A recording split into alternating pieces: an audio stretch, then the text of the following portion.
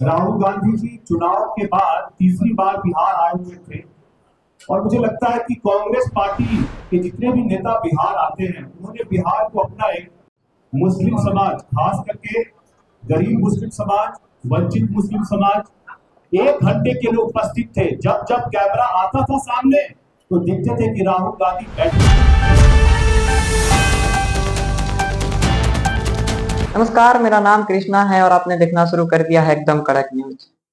वक्फ board bill को लेकर LJP Ramvilas के तरफ से अरुण भारती ने एक प्रेस वार्ता किया। उसमें क्या कहा, आइए सुनते हैं। मुस्लिम समाज, खास करके गरीब मुस्लिम समाज, वंचित मुस्लिम समाज, हाशिए पर पड़ा हुआ मुस्लिम समाज, उसको लेकर के बहुत ही जरूरी वक्फ संशोधन अधिनियम 2025 आया था, जिसमें पार्टी ने अपनी तरफ से राष्ट्रीय अध्यक्ष चिराग पासवान जी और हमारे संस्थापक स्वर्गीय रामविलास पासवान जी के जो मूल उद्देश्य रहे हैं उसी को हम लोगों ने अपने जहन में रख करके पार्टी की तरफ से इस बिल को सपोर्ट किया है। इस बिल का हम लोगों ने समर्थन किया है और समर्थन करने का कारण बड़ा ही सिंपल है। देखिए, आप सज्जन कमेटी की रिपोर्ट देख लीजिए जो 2006 में आई थी, जिसमें मुस्लिम समाज की उनकी क्या सामाजिक स्थिति है, क्या आर्थिक स्थिति है और कैसे उनकी स्थिति को बेहतर किया जा सके, इस बारे में अलग अलग एक्सपर्ट से बात करने के बाद लोगों ने रिपोर्ट में जो दी गई है, किस तरह से उसमें चाहे वो गरीब पिछड़ा मुसलमान हो, चाहे पसमानदा मुसलमान हो, जुलाहा मुसलमान हो, अंसारी हो, राई हो, उसको समाज में मुख्य धारा से जोड़ने के लिए जो भी उपाय किए जा सकते हो उनको कैसे लाया जाए, जो हमारे संस्थापक का भी उद्देश्य था, विचार था, उसका हम लोगों ने समर्थन किया। और समर्थन करने के बाद हम लोगों ने इस बिल को सपोर्ट किया। हम लोगों ने अपनी बातों को भी बड़े ही खुले मन से संसद में भी रखा था। इसी के बाद साथियों, हम लोग आते हैं, राहुल गांधी जी कल बिहार आए हुए थे। राहुल गांधी जी चुनाव के बाद तीसरी बार बिहार आए हुए थे और मुझे लगता है कि कांग्रेस पार्टी के जितने भी नेता बिहार आते हैं उन्होंने बिहार को अपना एक पॉलिटिकल टूरिज्म बना लिया। ये कांग्रेस के जो वास्को डिगामा है, कांग्रेस के जो राहुल डिगामा है, ये जब भी बिहार आते हैं ये दलितों की बात करने नहीं आते हैं, ये पिछड़ों की बात करने नहीं आते हैं। ये सिर्फ आते हैं कि किस तरह से, उनको पता है उनके पास तो है नहीं समर्थन जनता का, बिहार के लोगों का आशीर्वाद तो है नहीं, तो वो आते हैं यहाँ पे अपनी स्थिति को मजबूत करने के लिए नहीं, मजबूत दिखाने के लिए कि कैसे मैं राजद के सामने, अपने आका के सामने मजबूत दिखूं, ताकि मेरे लिए जो मेरे नेता है, चाहे वो कन्हैया कुमार जी हो जो भूमिहार समाज से आते हैं, या अलग अलग जो उनके नेता हैं, कैसे राजेश राम जी को मैं आगे करूं जो दलित समाज से आते हैं, कि मैं राजद के सामने अपना बार्गेनिंग चिप, अपनी दावेदारी मजबूत करूं। उनका यहाँ आना सिर्फ और सिर्फ चुनावों को लेकर के है। वो ना यहाँ पे बिहारियों के लिए आते हैं, ना दलितों के लिए आते हैं, ना पिछड़ों के लिए आते हैं। वो सिर्फ और सिर्फ यहाँ अपनी कुर्सी, अपनी सत्ता के लिए आते हैं। आप मुझे ये बताइए, अगर उन्हें दलितों की, गरीबों की, अकलियतों की, मुस्लिम समाज की इतनी फिक्र है, तो जब वक्फ पे रात में 3 बजे तक हम लोग चर्चा कर रहे थे और वोटिंग कर रहे थे, तो क्या किसी ने भी, मैं आप सभी पत्रकार बंधुओं से पूछना चाहूंगा, क्या किसी ने भी राहुल गांधी को नेता प्रतिपक्ष के तौर पर इस समाज के पक्ष में एक शब्द भी बोलते हुए सुना था? आप लोगों ने पूरे वक्त सदन में वो महज 1 घंटे के लिए उपस्थित थे। जब जब कैमरा आता था सामने तो देखते थे कि राहुल गांधी बैठे हुए हैं और जैसे ही कोई वक्ता खड़े होकर के पक्ष की तरफ से बोलते थे तो राहुल गांधी सदन से निकल करके बाहर चले जाते थे। ये दिखाता है कि मुस्लिम समाज को लेकर के जो उनकी भावना है, उनकी जो विचार है, और जो पुरानी दास्तान चली आ रही है कांग्रेस की, कैसे वो मुस्लिम समाज को स्वीट पॉइजन धीरे धीरे देते रहते हैं अपना वोट बैंक बनाए रखने के लिए, उसी के तहत सदन में आएंगे और पक्ष के वक्ता जब बोलेंगे तो वहां से निकल के चले जाएंगे। मैं साथियों आपको ये बताना चाहूंगा कि राहुल गांधी हमेशा अपने पास संविधान की एक छोटी पुस्तक रखते हैं, मगर वो दिल के पास नहीं रखते। पीछे वाली पॉकेट में रखते हैं। ये दिखाता है कि संविधान को लेकर के कांग्रेस पार्टी और उनके नेता की क्या मंशा है, क्या भावना है। अगर यही जिस तरह से किताब लेकर के हमेशा सदन में लहराने का काम करते हैं तो क्या वो मेरे कुछ सवालों का जवाब देंगे?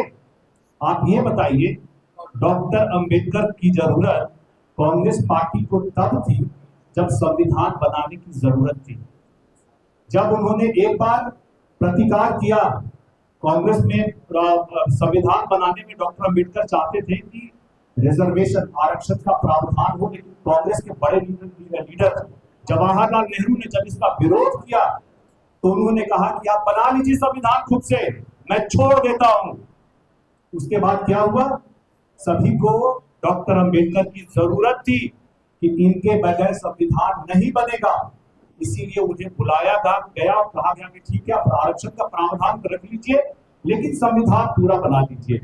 इतना कठिन काम सिर्फ डॉक्टर अंबेडकर ही कर सकते थे, क्योंकि उनकी योग्यता, काबिलियत ही उस समय ऐसी थी जो ड्राफ्टिंग कमेटी के चेयरमैन के तौर पर उनके द्वारा ही ये संभव हो सकता था।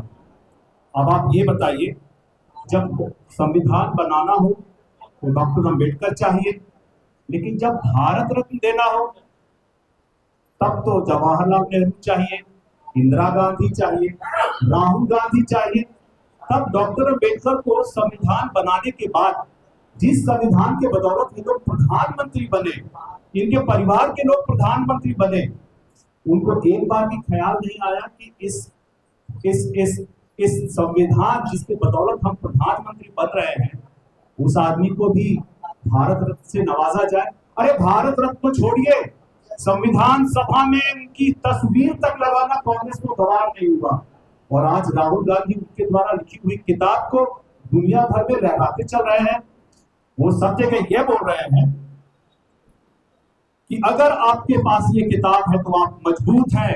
कल उन्होंने बयान दिया है, उनके भाषण में था, और आपके पास ये किताब नहीं है तो आप दूसरे दर्जे, दलित, पिछड़े, दूसरे दर्जे के नागरिक हैं।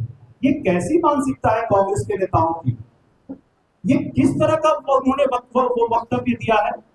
अरे ऐसे वक्तव्य तो 1960 के दशक में जवाहरलाल नेहरू ने दिया था। आरक्षण लगने के बाद जब वो अपने मुख्यमंत्री को चिट्ठी लिख रहे थे कि इस देश में आरक्षण दूसरे दर्जे, सेकंड क्लास सिटीजन पैदा कर रहे हैं, क्या दलित और पिछड़े राहुल गांधी और पार्टी के जो राष्ट्रीय अध्यक्ष है पशुपति कुमार पारस जी के द्वारा, उनके द्वारा अलग अलग कुछ वक्तव्य दिए गए जो कि सरासर गलत थे, और उन वक्तव्यों को मैं अपने माध्यम से सही करना चाहूंगा।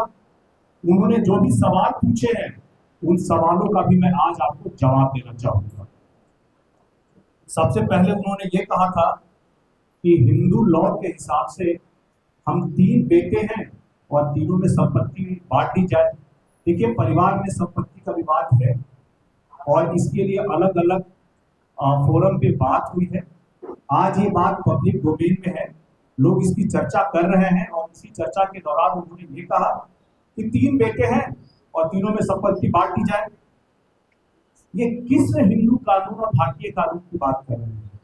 भारतीय कानून तो ये कहता है कि जितने भी बच्चे हैं, चाहे वो बेटे हो या बेटियां, सभी को समान अधिकार मिलना चाहिए। तो क्या आप ये बताइए, जब वो संपत्ति सिर्फ 3 में बांटने की बात करते हैं तो क्या अपनी बहन को हिस्सा नहीं देना चाहते हैं?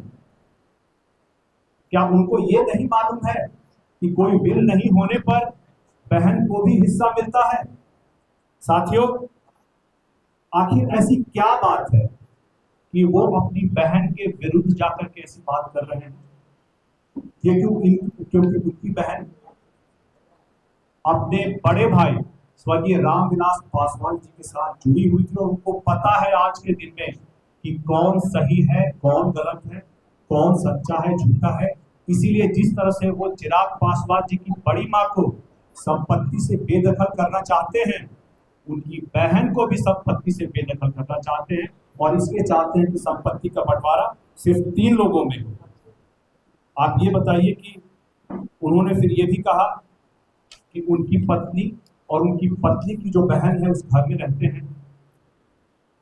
जहां तक मैं जानता हूं, आज मुझे इस परिवार में आए हुए 2 दशक हो चुके हैं, और जहां तक मैं जानता हूं कि पिछले 5 दशकों से बड़ी माँ शहरबंदी के उसी घर में रहती है।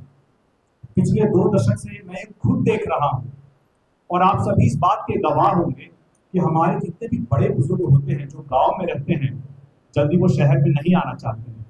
कुछ समय के लिए आना चाहते हैं, लेकिन इसके बाद फिर वो वापस चले जाना चाहते हैं, क्योंकि उनको वहां अच्छा लगता है। वो उस जगह के अलावा अलग अलग शहरों में रहने के हिसाब से नहीं रह पाते हैं, और इसीलिए जरूरत यह है कि जहां वो रहना चाहें उनको वहां रहने दिया जाए। अब ये बताइए, आपको भी पता है और बड़ी माँ ने भी कहा है कि वो चिराग जी के साथ खड़ी है, वो चिराग जी के पक्ष में खड़ी है।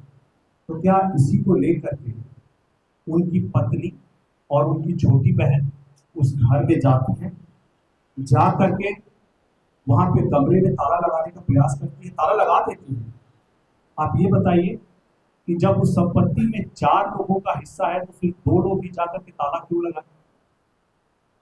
ये कहां से न्याय संगत है? और आपको जानकर के आश्चर्य होगा कि उसी घर के बगल में उन्होंने एक नया घर बनाया है, जहां पे हमारे संस्थापक स्वर्गीय रामविलास पासवान जी और रामचंद्र पासवान जी की मूर्ति लगी हुई है। उस घर को छोड़ करके यहाँ ताला लगाना? अगर संपत्ति का बंटवारा होगा, पूरी संपत्ति का बंटवारा होगा, सिर्फ एक जगह ही क्यों होगा, पूरी संपत्ति का बंटवारा होगा, और चारों भाई बहनों को इसमें बराबर का हिस्सा मिलना चाहिए। और आप ये भी बताइए कि अगर उनकी मंशा सही थी, तो अपने घर में बॉडीगार्ड को लेकर के अंदर कौन जाता है? कोई आज तक कोई अपनी सुरक्षा करने को लेकर के साथ में घर के अंदर जाता है क्या? तो जब वो आरोप लगाते हैं, तो एक उनको भी अपने बारे में सोचना चाहिए कि किस तरह के कृत्य उनके द्वारा किए गए हैं। आप ये भी बताइए कि चिराग पासवान जी के ऊपर आरोप लगा रहे थे कि बड़ी माँ के बारे में हमेशा क्या ध्यान रखते हैं। चिराग पासवान जी एक पुत्र होने के नाते अपनी बड़ी माँ का हर पल ख्याल रखते हैं।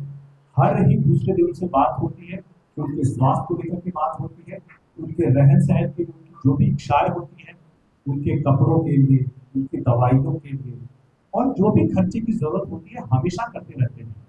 आप ये बताइए कि क्या एक पुत्र का अपना दायित्व निर्वहन करना एक देवर को इतना नागवार क्यों गुजरना चाहिए? आखिर कोई ना कोई तो मंशा है जो ये चाह रहे हैं, और जो अभी तक उस पर सफल नहीं हो पाए। हम लोग साथियों उस जगह आते हैं जहां पे रामविलास पासवान जी के उस वक्तव्य को मैं याद दिलाना चाहूंगा, जब उन्होंने कहा था कि मैं कैसा भाई होऊंगा कि मैं महल में रहूं और मेरे दोनों भाई गांव में गरीब पड़े रहे, झोपड़ी में रहे। केंद्रीय मंत्री बनने के बाद उन्होंने अपने भाइयों को जो स्कूल में पढ़ाते थे, मास्टर के टीचर थे वहां पढ़ाते थे, उनको एमएलए, यहाँ बिहार सरकार में मंत्री, एमपी और केंद्र में उन्होंने मंत्री बनाने का काम किया। उसके बावजूद ये भाई जो है ये क्या करते हैं, क्योंकि उनको पता था कि बड़े भैया उनके ऊपर आंख मूंद कर विश्वास करते हैं, तो उन्होंने हर वक्त इसका नाजायज फायदा उठाया। और इस नाजायज फायदे का ही नतीजा है कि आप हर वक्त उनके मुंह से ये जरूर सुनते होंगे कि जो भी बड़े भैया की संपत्ति हो उसमें तो चिराग पासवान जी का हिस्सा है, लेकिन बाकी में नहीं है। तो बाकी संपत्ति आपने बनाई कैसे दी? किसके आशीर्वाद से बनाया? कहाँ बनाया? कितनी बेनामी है? आपको इसका भी ब्यौरा देना पड़ेगा, आपको इसका भी हिसाब देना पड़ेगा। जब बंटवारा होगा तो पूरा व्यापक होगा, और आपको साथ में ये भी बताना पड़ेगा कि जिस रामविलास पासवान जी की आपने उनके जो नाजायज फायदे लिए थे उससे संपत्ति बनाई थी, उसका भी ब्यौरा आपको देना पड़ेगा। आज के दिन में जब भी संपत्ति की विवाद पे आती है, तो सिर्फ वो ये कहते हैं कि रामविलास पासवान जी की संपत्ति थी जो विरासत थी, उसमें चिराग पासवान जी का हिस्सा हो गया। और मैं आपको ये भी कहना चाहूंगा कि इनकी नीयत, पशुपति कुमार पाल जी की नीयत उनके 42वां अक्टूबर से अभी अररिया में खुल गई थी, जब उन्होंने ये कहा तो जैसा आपने सुना कि अरुण भारती ने क्या कहा, वक्फ बोर्ड बिल को लेकर कहा उन्होंने कि यह मुस्लिम के भलाइयों के लिए है, और उन्होंने सच्चर कमेटी का और राहुल गांधी बिहारा हैं इनका भी बात की। तो इन सभी प्रेस वार्ता सुनकर आपको क्या लगता है कमेंट में बताएं, और ऐसे ही खबरों के साथ के लिए हमारे साथ जुड़े रहे और देखते रहें एकदम कड़क न्यूज।